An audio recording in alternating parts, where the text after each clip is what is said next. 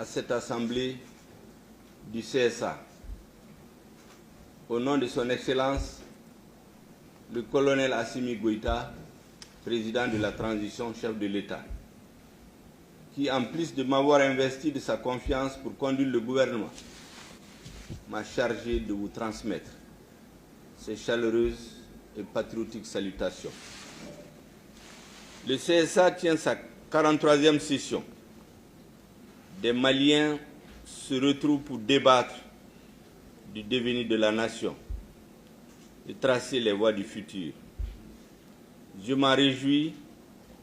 En la circonstance, vous exprime ma gratitude pour vos efforts en faveur de la paix et de la réconciliation dans notre pays.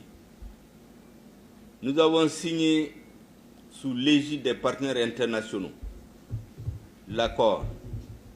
Pour cette raison, les dispositions de cet accord engagent l'État malien. Sa mise en œuvre est une nécessité.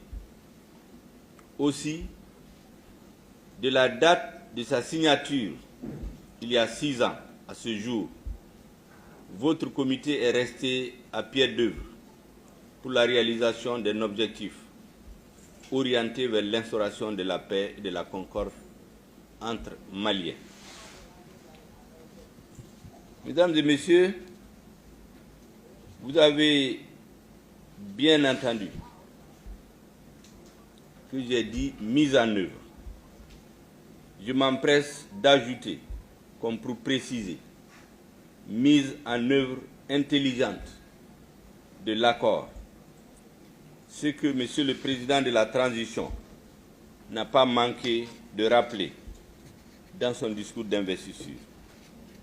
Qu'il me soit donc permis de rappeler avec force que l'accord pour la paix et la réconciliation issu du processus d'Alger, dans ses principes de base, affirme le respect de l'unité nationale, de l'intégrité du territoire national, de la souveraineté de l'État malien sur l'ensemble du territoire et le respect de la forme républicaine et laïque de l'État malien.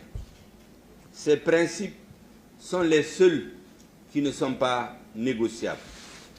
Il s'agit là de dispositions qui ne sauraient nullement être occultées.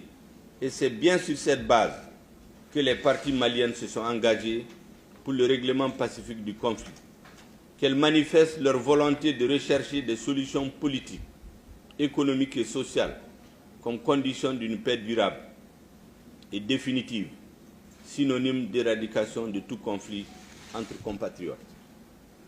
En outre, la médiation internationale conduite par la République sœur d'Algérie, comme les partenaires bilatéraux et multilatéraux, se sont engagés à demeurer mobilisés autour de l'objectif consistant à accompagner utilement les parties maliennes.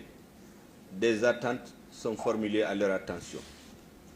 Ils sont appelés à concentrer leur attention prioritairement sur les domaines pertinents à l'accompagnement pendant et après la négociation. Ils apporteront une contribution en appoint, sans chercher en aucune manière à imposer des points de vue aux parties. Ils procéderont à des évaluations périodiques. À cet égard, ils doivent bénéficier de l'implication des mouvements et de toutes les composantes de la nation. C'est dans ce sens seulement que nous atteindrons nos objectifs. Mesdames et messieurs, notre pays traverse des moments tumultueux qui nécessitent la cohésion, la solidarité de tous ses enfants sans exclusive pour poser les vrais jalons de réformes politiques et institutionnelles. Aussi, j'engage le gouvernement, avec l'appui du bureau du haut représentant du président de la transition, 1. À renforcer le portage politique de l'accord à travers sa vulgarisation, tout en envisageant des aménagements conformément à l'article 65 dans les meilleurs délais, pour une meilleure appropriation de l'accord par les Maliens.